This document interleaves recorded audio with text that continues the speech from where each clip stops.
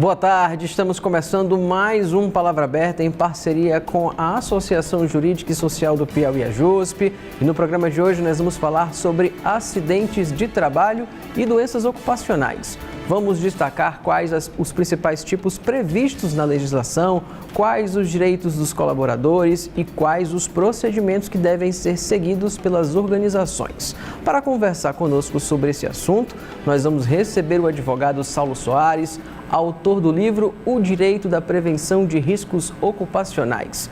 Boa tarde, doutor Saulo, seja muito bem-vindo ao Palavra Aberta de hoje. Boa tarde, muito obrigado, Tiago. A satisfação estar no programa tratando desse importante tema. E tema importante que tem até no seu livro, não é isso? Exatamente. Eu tenho essa obra nomeada de Direito da Prevenção de Riscos Ocupacionais, que é uma área do direito que no Brasil ainda não é ensinada, não é muito debatida. Na União Europeia, cada vez mais vem se tratando sobre isso, mas estamos trazendo pouco a pouco a importância da proteção da saúde e segurança do trabalhador. Bom demais. E para a gente começar a conversar sobre essa temática, que é muito importante, eu queria que o senhor tratasse sobre isso. O que são acidentes do trabalho e as doenças ocupacionais? Excelente. No Brasil, nós não temos uma lei específica de acidentes do trabalho e doenças ocupacionais. É utilizado aqui a Lei número 8213 de 1991, uma legislação previdenciária. Lá ele estabelece, no seu artigo 19, qual o conceito de acidente do trabalho. É especificamente o acidente do trabalho típico, que ocorre pelo exercício do trabalho, gerando uma lesão ou perturbação funcional que vai gerar uma perda para a capacidade do trabalho. Dentro desse conceito, se inclui as doenças ocupacionais, que são o que são chamadas de doenças do trabalho, doenças profissionais, que são duas espécies do gênero doença ocupacional. A gente vai tratar especificamente sobre cada uma. Ainda tem os acidentes do trabalho que podem ser considerados equiparados. Digamos que ocorre uma briga entre funcionários, lesão, todos esses estão incluídos. E um que é bem conhecido, que é o acidente de trajeto, que é aquele trabalhador no caminho do trabalho para casa, ou no caminho da casa para o trabalho, ele se acidenta. E esse também está incluído no conceito maior de acidente do trabalho. Diga pra gente, dá para prevenir acidente do trabalho? Esse é um ponto muito importante, porque infelizmente o Brasil não trabalha com a prevenção. Nós temos uma lógica assistencialista. Esperamos o acidente do trabalho acontecer, esperamos o trabalhador adoecer fisicamente ou mentalmente para depois tentar remediar essa situação. Mas é possível sim prevenir acidentes do trabalho. E como que isso ocorre? Por meio do investimento. Sem investimento não se vai conseguir avançar nessa área. A Agência Europeia de Segurança e Saúde do Trabalho indica que para cada euro investido em saúde e segurança do trabalho vai ter um retorno de 2,2 euros. Ou seja, aquela visão de alguns empregadores que investir em saúde do trabalhador é um custo, se mostra cientificamente errada. Na realidade, é um investimento, porque você evita mais à frente um processo judicial de indenização relacionado àquele acidente. Para isso, para a prevenção, é importante que a alta gestão da empresa tenha um interesse em investir na saúde do trabalhador. Isso se dá como? Por meio de uma equipe de saúde do trabalhador que possa ter autonomia para trabalhar e realmente conseguir alterar o meio ambiente do trabalho para tornar esse meio ambiente sadio. E diga pra gente, atualmente as empresas, elas estão pensando mais nesse investimento ou ainda seguem com essa ideia de que é um gasto? Esse é um ponto muito importante, porque ainda o Brasil tem aquela visão pro forma, que é simplesmente cumprir a legislação, mas assim nem mesmo consegue cumprir. Vincula a saúde ocupacional aqueles exames rotineiros, exame periódico, o exame admissional, mas não faz, em certa medida, uma prevenção estrutural na empresa. É preciso que, de forma organizacional, a área de saúde do trabalhador tenha um vínculo com a alta gestão. E eu vou dar um exemplo aqui no Brasil interessantíssimo. Recentemente, uma grande empresa nacional criou uma diretoria de saúde mental, demonstrando a importância do tema da saúde do trabalhador para a organização. Muitas vezes, a organização entende que investir em saúde do trabalhador é algo que se deve fazer quando sobra um dinheiro para essa finalidade específica, mas é uma avaliação errada. Eu costumo dizer que, se não investir em saúde do trabalhador, mais à frente vai ter que se investir na área jurídica em relação aos processos de indenização. Doutor Saulo, então o CAT é fundamental para isso, né? Exato. E esse é um ponto interessante no Brasil, porque exatamente a CAT, que é a comunicação de acidentes do trabalho, está prevista no artigo 22 da lei que tratei, da Lei 8.213 de 1991. O que é que significa essa CAT?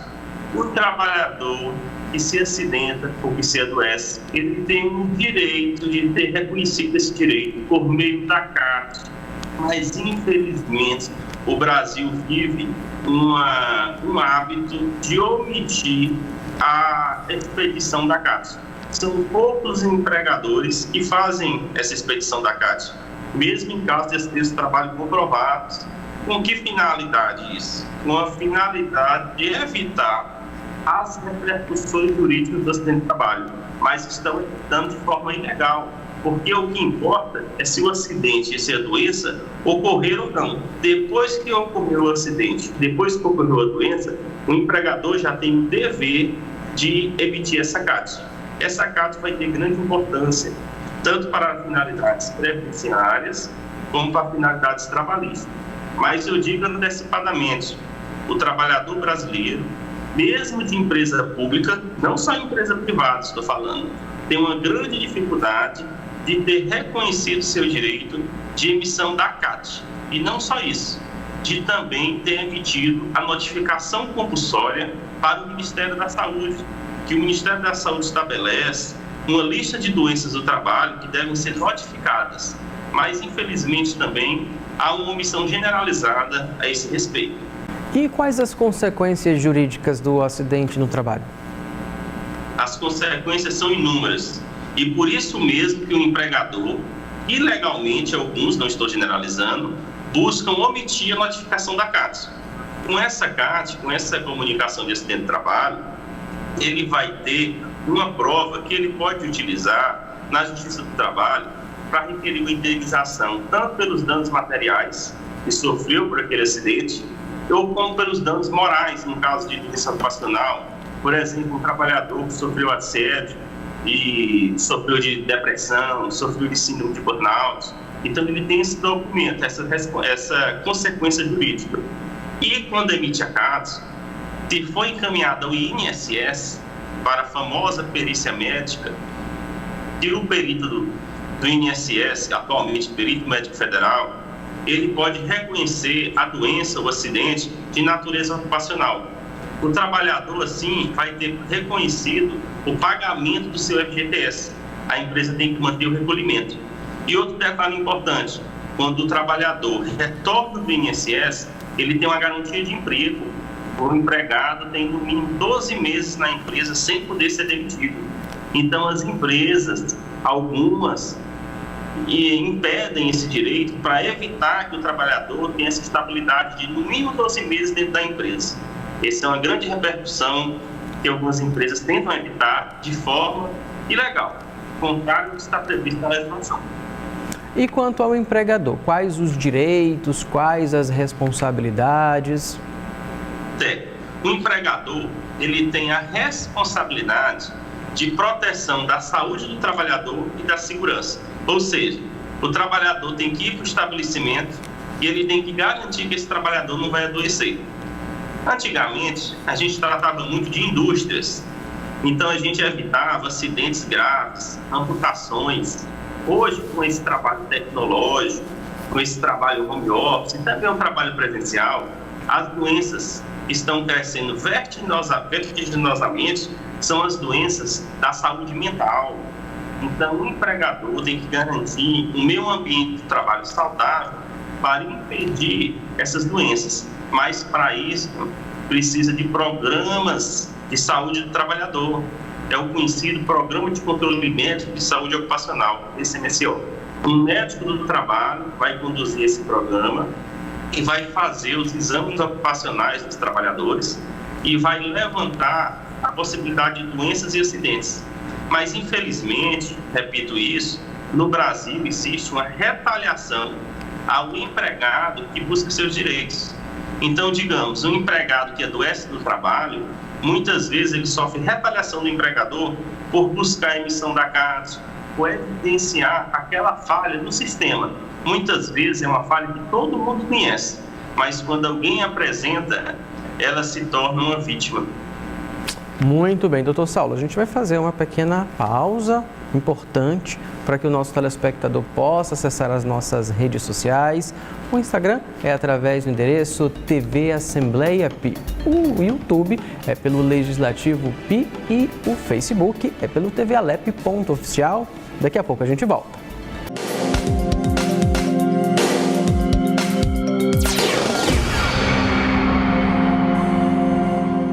Fique atento às formas de contágio e aos sintomas do novo coronavírus. As formas de transmissão podem ser pelo ar, através das gotículas de saliva com o vírus que saem no espirro, na tosse, no catarro e na fala. Essas mesmas gotículas com o vírus entram em contato com mucosas, como boca, olhos e nariz, e ocorre a infecção. Outra forma de transmissão é por contato, através do beijo com a troca direta de saliva com o vírus, o aperto de mão, o vírus na pele entra em contato com o olho, nariz e boca, e o abraço, onde as gotículas da fala entram em contato com mucosas. E ainda as superfícies não higienizadas, onde o vírus depositado por gotículas passa para a mão, toque nos olhos, nariz e boca causam a infecção. Os celulares, maçaneta, corrimão, botões, teclas e apoios de transportes públicos devem ser higienizados. E ainda existe outra forma de transmissão, que é através da via animal, o consumo de carne de animais silvestres. Fique atento também para os sintomas.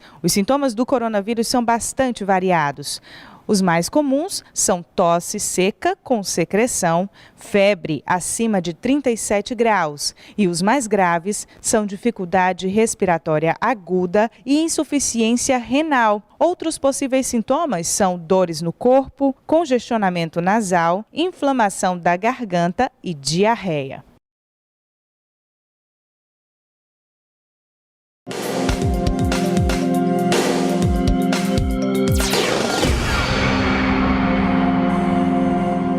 Estamos de volta com o programa Palavra Aberta em parceria com a JUSP e vamos continuar conversando com o advogado Saulo Soares sobre acidentes de trabalho e doenças ocupacionais. Doutor Saulo, a gente fechou o último bloco falando justamente sobre esse papel do empregador, suas responsabilidades, seus direitos, e eu já começo esse segundo bloco perguntando sobre assédio moral. Como é que fica caracterizado tudo isso? O assédio moral, ele vai ser caracterizado, ele é classificado conforme questões de humilhação, por gestos e palavras, questão até que pode ser até por meio das chamadas fofocas, né, isso que tem acontecendo, que o empregador ou qualquer colega de trabalho faça outro. O assédio moral, os dados vêm mostrando, conforme os afastamentos, as consequências dos afastamentos do INSS vem aumentando, mesmo que de forma velada. Ou seja, há uma dificuldade da vítima provar que sofreu assédio moral. É importante que ela anote a data, o que ocorreu, e tenha testemunhas, porque ela tem uma grande dificuldade em provar o assédio moral. Porque muitas vezes um empregador protege o assediador, porque o empregador tem conhecimento. Caso tenha um processo judicial, a empresa vai ser responsável por essa indenização se ocorrer assédio moral dentro do estabelecimento empresarial. E o assédio moral, ele está muito relacionado à inveja. Um colega tem inveja do outro, então planeja artimanhas para prejudicar o outro, para rebaixar a autoestima dele, para evitar que ele tenha uma progressão funcional dentro da empresa, até um chefe com o outro subordinado, para evitar que aquele subordinado tenha assim, classificação, tenha forma de um dia também ser chefe. Então, na verdade, é uma guerra que existe dentro do trabalho. E essa guerra, muitas vezes, é exposta a um assédio moral. Mas eu lhe digo, essa humilhação leva a vítima a graves danos. Alguns casos, no caso mais grave, pode ocorrer até suicídio relacionado ao trabalho, de tanta pressão, de tanto assédio sobre aquela pessoa. Mas, infelizmente, as empresas não têm uma prática real de evitar o assédio moral.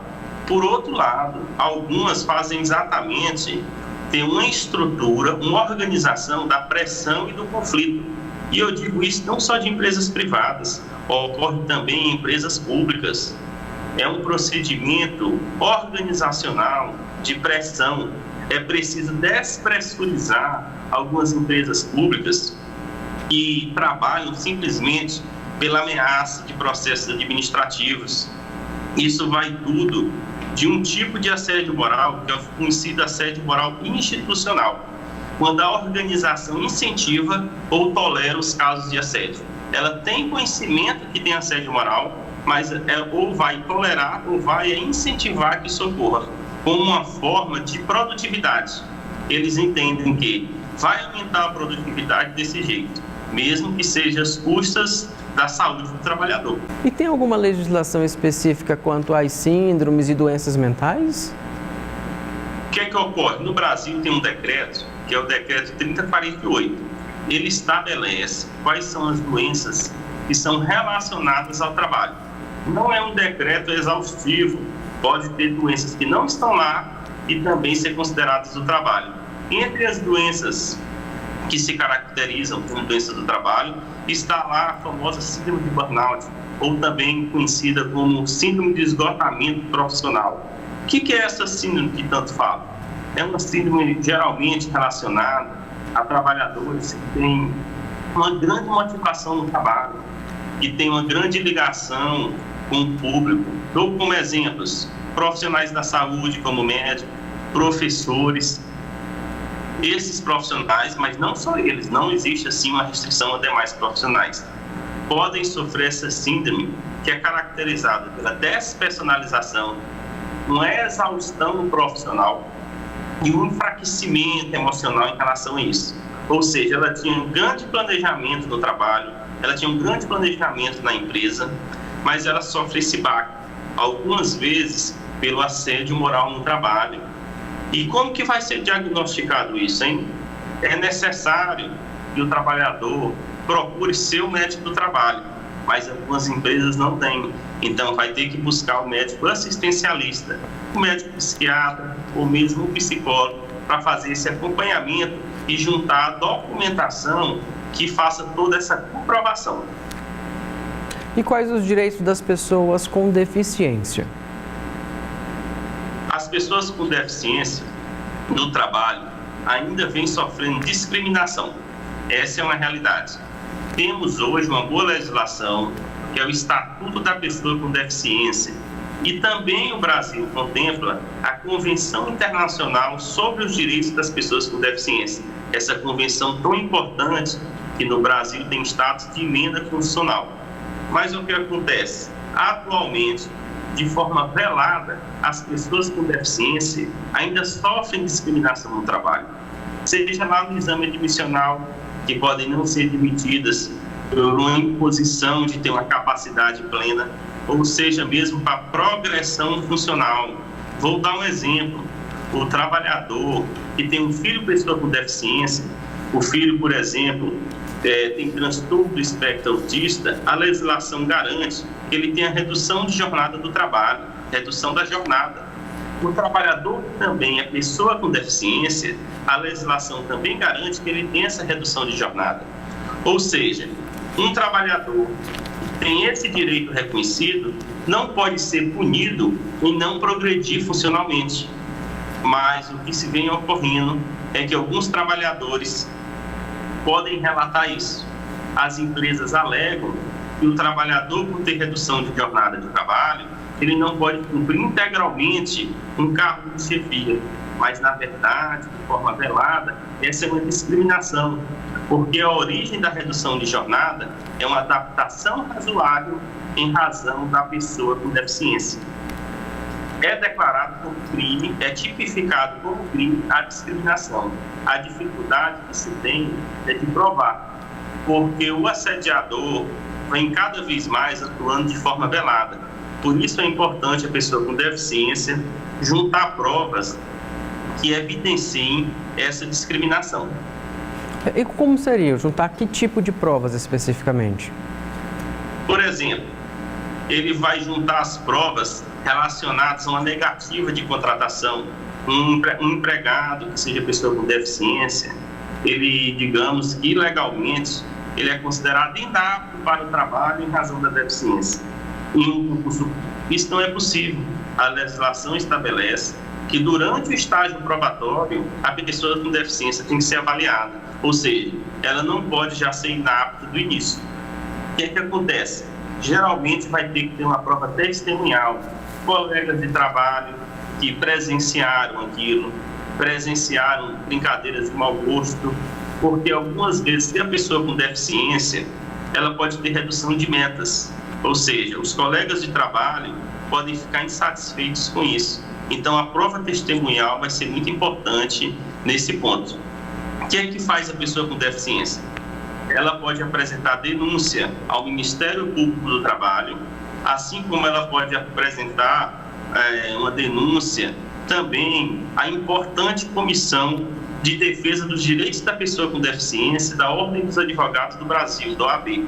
É uma comissão muito importante aqui na nossa OAB, que vem atuando de forma exemplar, garantindo os direitos das pessoas com deficiência. E um direito que no Piauí alcançou é as pessoas com deficiência no Piauí têm prioridade de vacinação na vacinação contra a Covid-19. Isso é uma grande conquista para as pessoas com deficiência em nosso estado. Bacana. Bom, doutor Saulo, você acabou tocando na questão da Covid, que era um aspecto que eu já ia perguntar. Mudou alguma coisa depois da pandemia? Mudou. O que é que a grande polêmica que questionam? A Covid-19, o novo coronavírus, pode ou não ser classificado como doença ocupacional? E eu lhe digo, há uma verdadeira novela sobre esse assunto. É uma grande novela. Se iniciou em março de 2020. O governo federal expediu a medida provisória 927. Lá tinha estabelecido que a Covid-19, em regra, não seria doença relacionada ao trabalho. Mas, em seguida, partidos políticos ingressaram no Supremo Tribunal Federal e conseguiram, em um ADI, que suspendesse esse artigo. Ou seja, aí em abril já era possível esse enquadramento.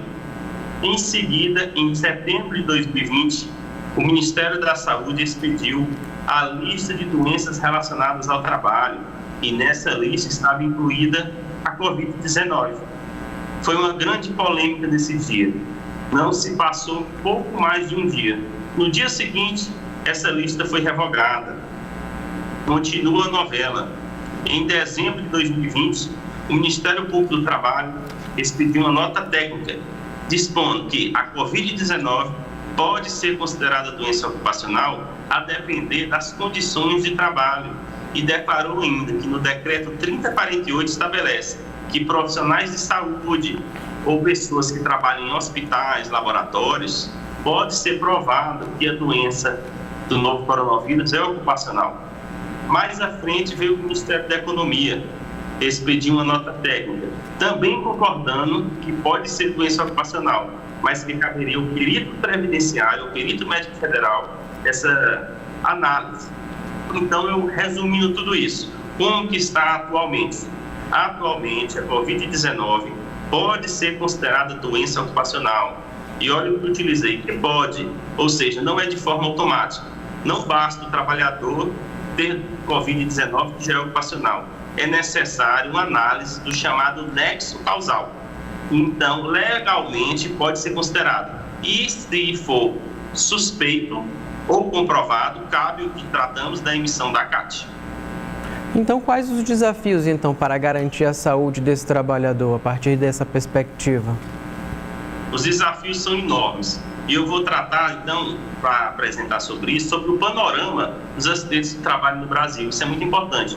No mundo todo, o Brasil está em terceiro no ranking. Olha que grave. Se você contar todos os países do mundo, o Brasil atualmente é o terceiro país com o maior número de acidentes do trabalho. Só vai perder para a China, que tem mais de 1 bilhão de habitantes, e para os Estados Unidos. Os últimos dados evidenciam, que são de 2018, a quantidade enorme de acidentes no trabalho no Brasil. Foram 576 mil acidentes. E ainda digo mais, acidentes do trabalho que foram notificados. Imagine a quantidade de acidentes do trabalho que o empregador não notificou, a quantidade de acidentes do trabalho de trabalhadores que não têm um vínculo reconhecido, a famosa que não tem a carteira de trabalho assinada, mas também sofre acidentes do trabalho. O Brasil, na década de 70, foi o campeão mundial de acidentes no trabalho do mundo. E lembrando, o hino da Copa do Mundo na época eram 90 milhões de habitantes. Só com 90 milhões de habitantes já conseguiu ser o campeão mundial. Atualmente, o número de benefícios acidentários ainda está grande. E esses benefícios mostram que esses acidentes relacionados a doenças ocupacionais vêm cada vez mais aumentando os acidentes e as doenças relacionadas à saúde mental. Ou seja, o desafio das empresas hoje é investir em saúde mental. Por isso que alguma empresa já tratou. Precisamos de uma diretoria de saúde mental. Então, se uma empresa que tem a visão, o que ela deve fazer? Ela deve criar ou mover a área da saúde do trabalhador no organograma. Não pode a área de saúde do trabalhador ficar lá no final do organograma da empresa, precisando passar na burocracia de várias chefias. É preciso que a área de saúde do trabalhador seja ligada diretamente à alta gestão, para assim realmente proteger a saúde do trabalhador. Nós temos que sair do discurso, que temos muito aqui no Brasil, e partir para a realidade. Efetivamente, temos que cair nesse ranking. Não é possível que o Brasil continue no mundo inteiro em terceiro lugar no ranking, evidenciando que não temos uma política pública relacionada à saúde do trabalhador. São pessoas que morrem no trabalho, algumas delas. Muito bem, doutor Saulo. Infelizmente, a gente vai chegando próximo ao fim do nosso programa, muito esclarecedor, todas as suas informações bem pertinentes. Muito obrigado por sua participação aqui no Palavra Aberta mais uma vez, viu? Muito obrigado, Tiago. Fico sempre à disposição. É isso aí. E você também acompanha a nossa programação nas TVs por assinatura. Na NET, no canal 7, na Vivo, no canal 9, na Oi TV pelo canal 215 e na Sky HD pelo canal 316.1. A gente fica por aqui e até a próxima.